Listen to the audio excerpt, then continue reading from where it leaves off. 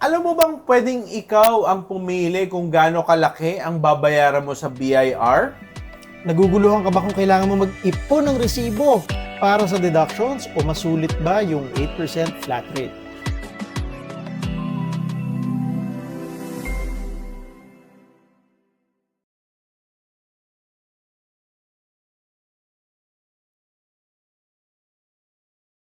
Welcome to Legal Guide Philippines, where we simplify the law to help you make better choices. I'm Attorney Erwin Zagala and I'm with my partner. Attorney Ramon Ramirez. So today, meron tayong letter from one of our readers. Ang pangalan niya is si Angel. So basahin natin yung letter niya. So, sabi ni Angel, Dear Attorneys, good day po. I recently registered as a freelance digital marketer and my income is around 100K plus a month. Uy, nice one. Good job, Angel. Okay. Sabi ng accountant friend ko, piliin ko daw ang 8% flat rate para hindi ako mahilo sa computations. Okay? Pero, sabi naman ng tito ko na may hardware store, mas maganda yung parang graduated rates na lang para madeduct ko yung pambili ko ng bagong laptop, kuryente sa bahay, etc. etc. Now, pwede po ba ito? Ano po ang dapat kong piliin? And pwede ko bang baguhin yung choice ko if ever may napili ako na rate? Sincerely, Angel. Yan. Okay. So, ano yung sitwasyon here? Ang sitwasyon here is, meron tayong Pinay na medyo entrepreneur, no? I think meron siyang trabaho na regular day job, pero kumuha siya ng side job, no? Digital. So, parang VA siguro, no? VA siya. Or a virtual assistant, no? Yes. So, ngayon, kumikita siya ng malaki, no? Relatively malaki.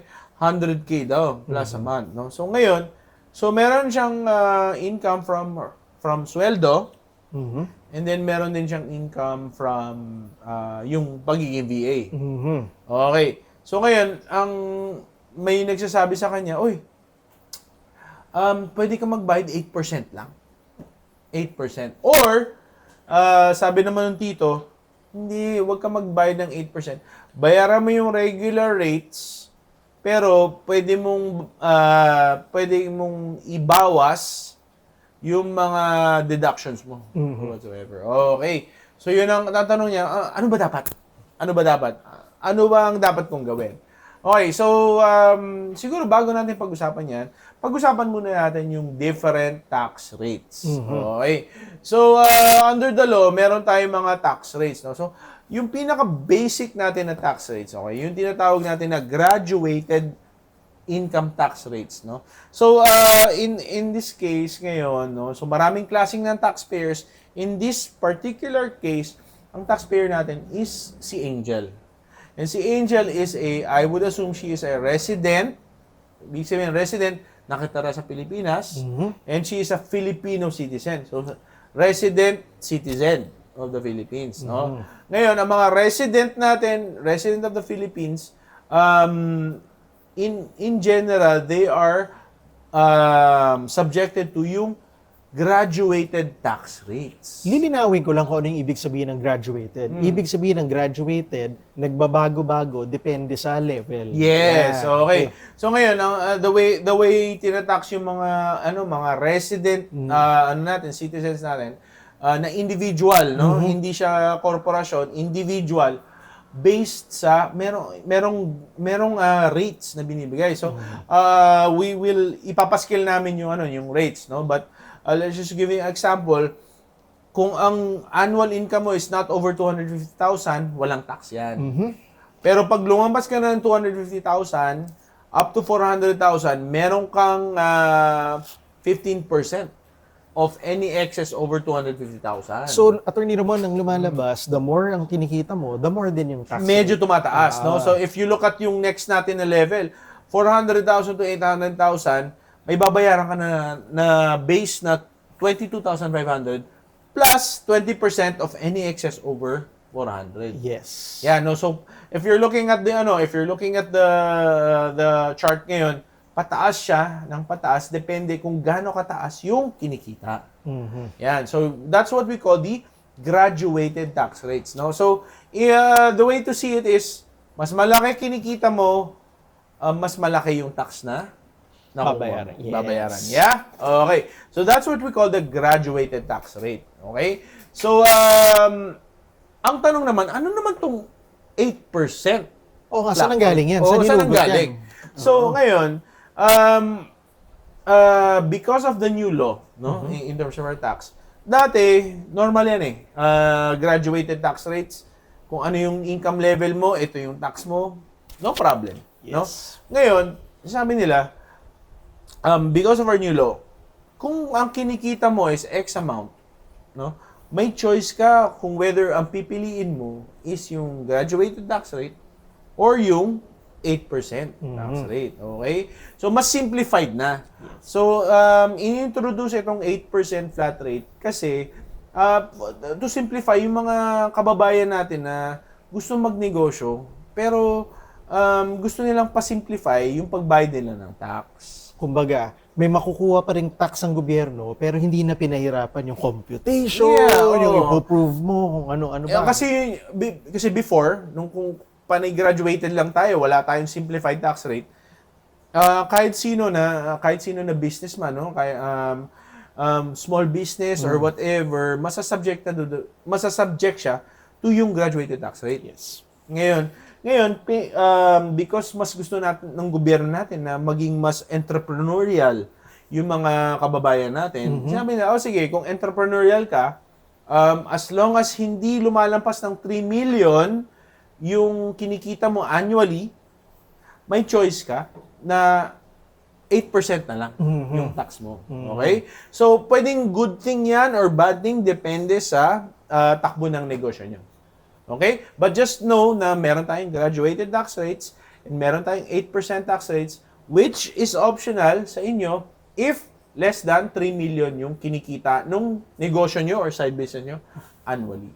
Kumbaga parang reporting on easy mode to. Yes, Kasi ito na lang, yes. i-apply mo lang tong percentage na to, tapos na tayo. Yes, correct. And ang importante dito is because our government sees it as important na to encourage yung mga entrepreneurs na maging entrepreneurs without parang pinahihirapan sila sa tax. Yes. Okay, kaya ginawa nila yung 8% tax rate. Make sense?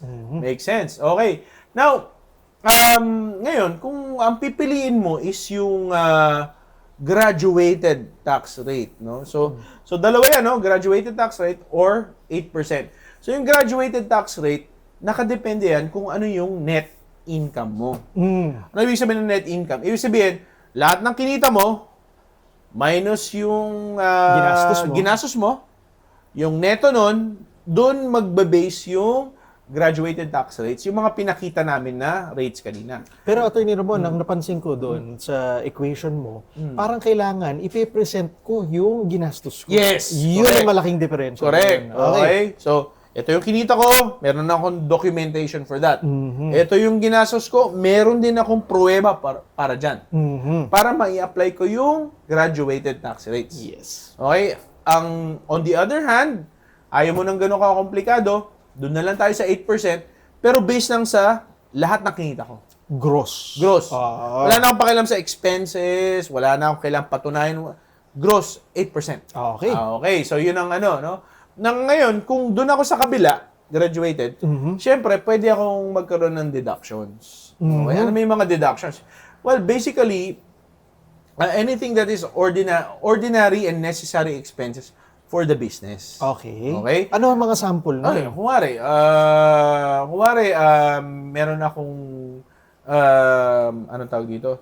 Kasi si VA. Angel, digital. So, ano yung mga VA, kailangan niya? ano ba yung usual niyan? Kunwari, internet. Okay. Diba?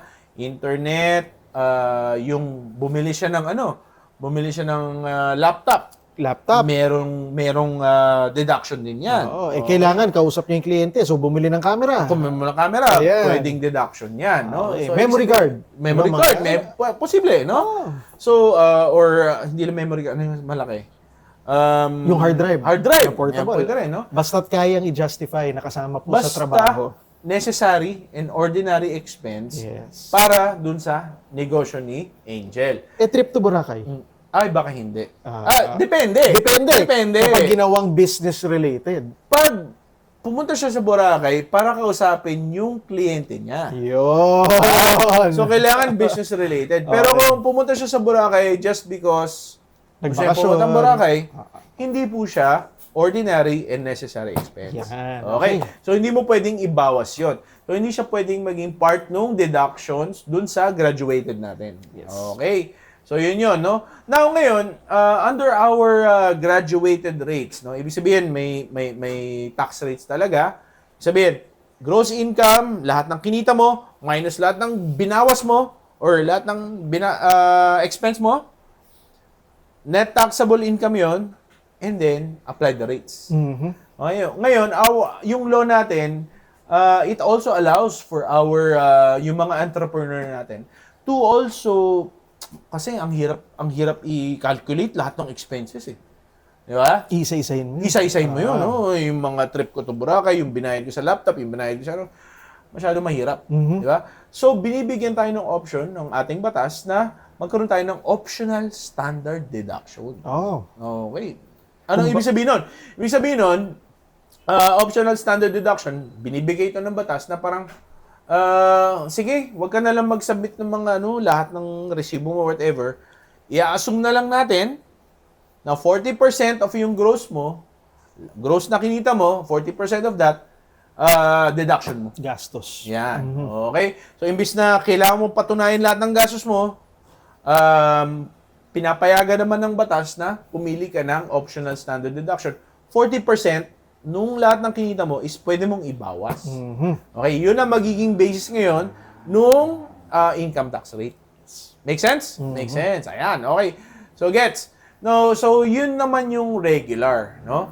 Now, pwede ba akong, siguro ang tanong ni Angel, sige, parang maganda yung regular rates, no? Graduated rates, pero maganda rin yata yung 8% rate na based on gross, no? Total.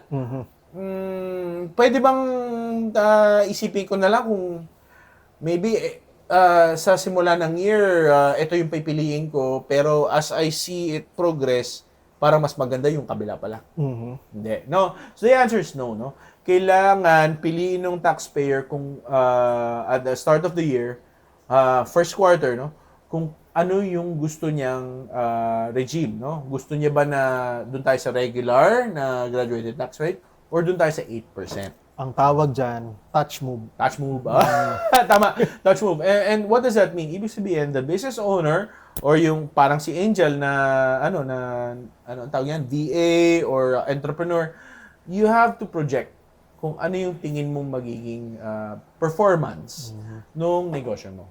Okay? So, gano'n, no? So, you have to elect that start of the year. Medyo touch move tayo dyan. No? So, medyo strict si BIR dyan. And I think, obviously, it makes sense from yung side naman ng gobyerno natin na hindi naman pwedeng kabig kayo ng kabig kung ano na lang yung di ba? Mamili kayo start of the year. Yeah? Make sense? Okay. So now, between, pupunta na tayo ngayon sa last question ni Angel, no? Or tingin namin last question ni Angel. What's best? Dapat ba mag 8% ako, flat rate? Or mag-graduated flat rate ako, depende dun sa, Anong tingin mo, Attorney Erwin? Ang sagot dyan, ang usual na sagot ng abogado. It Depends. depends. Okay.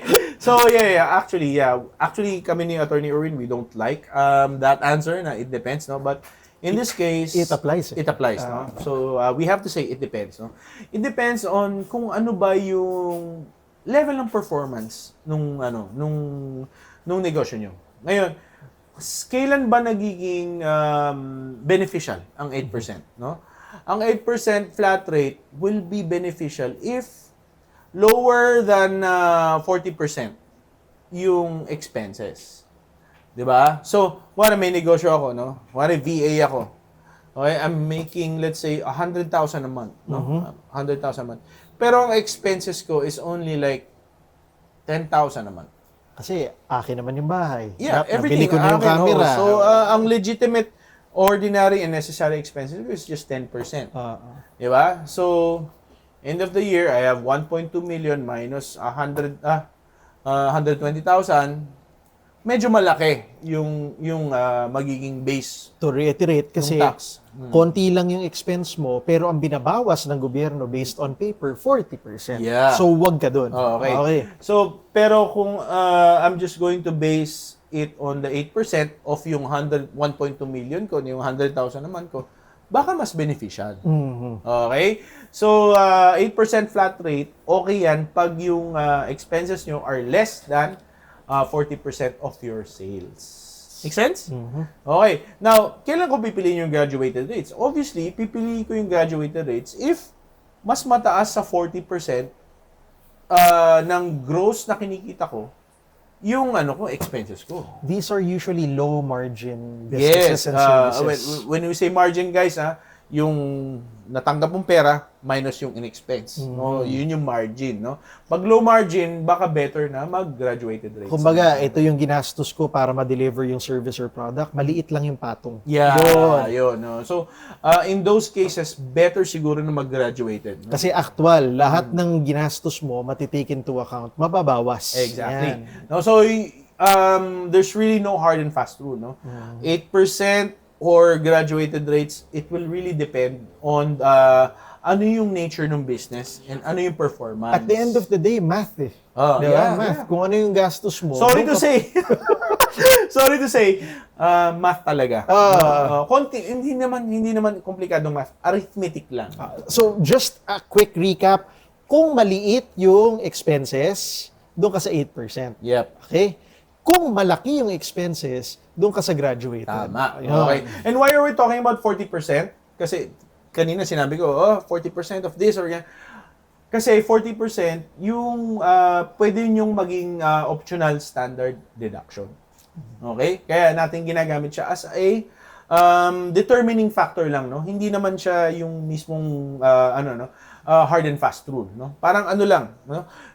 For all we know, your expenses can be 80%. In which case, It happens. yeah, It happens. diba? Might as well, doon na kayo sa graduated rates. Okay? So, yun lang naman. Kaya lang natin nasabi yung 40% so that you are aware also of the optional standard deduction that the law gives you. Okay? So, yan. So, basically, tax rate options. So, marami tayong napag-usapan. So, tax rate options, basically, guys, you have the graduated rates, which we provided to you earlier, no? Starting from 0 exempt up to 15, pataas ng pataas, depende kung gaano kataas yung kinikita nyo. Or you have the 8%, no? 8%, pero only qualified kayo ng 8% kung less than 3 million. Hanggang 3 million lang yung kinikita nyo. Okay? Ngayon, pwede rin naman kayo kung doon kayo sa graduated rates, yung regular rates, you have the benefit of deductions, no? So, lahat ng ini-expense nyo, ordinary necessary expenses para dun sa negosyo nyo, pwede nyo i-deduct yun, and then you use the applicable tax rate. Or, kung ayaw nyo mag-itemize, dun na lang kayo sa optional standard deduction, 40%, pwede rin naman. Okay? Yan. Ngayon, gaano kadalas natin pwedeng gamitin to? You have to choose, no? First quarter, tax return, kailangan yung piliin. Doon ba tayo sa 8%? Doon ba tayo sa OSD? Doon ba tayo sa regular? You have to choose. Okay? So, importante ang planning. Yes. Yeah, very planning. Okay. Okay. So, yun. No? So, please, guys, there you have so many options. And the government has given us really nice options para tayo mga entrepreneur na mga nagsisimula, hindi naman ganun kahirap na mag-comply sa tax, no? So yan. So yun yung napag-usapan natin today. Okay, we actually covered a lot. And for most of you, if this video was able to help you, then you're very welcome. But there will be some people na after hearing all of this, it will give rise to more questions as to how they can optimize their tax payments. Yan. If that's you, then we also conduct a specialized workshop, no? We call it the Tax Compliance and Assessment Workshop. Here you can learn a lot, no? So this workshop, if you sign up, I think the link is somewhere below. In this session, we teach you a clear and organized way, step by step, on how you can learn how to register your business, file stay invisible. In the sense na, compliant kasi kayo, no? Stay invisible to the BIR by being 100% compliant.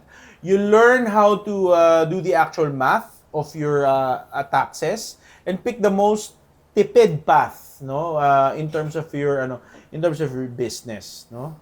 Of course, we want you to be able to minimize or control your tax exposure, and we will be teaching you that in our workshop. Here, you'll gain the confidence to handle BIR inquiries or audits or whatever, and with less panic. Yes. Yan. But if what you need right now is urgent help with a specific BIR notice or a tax assessment, please don't hesitate to consult a legal professional, especially someone whom you trust and is conversant in these matters. Yes. However, if you want to specifically talk to us and our team, please go to www.legalaccess.ph. We can help you compute for your potential liabilities, clean up your books, and design a tax strategy that works for you. Again, that's www.legalaccess.ph. We'll put the link in the description. Yan. So guys, ang pagpili ng tax regime, whether it's yung graduated rates or 8%, hindi siya basta-basta pag-fill up lang ng form. Okay? It's critical.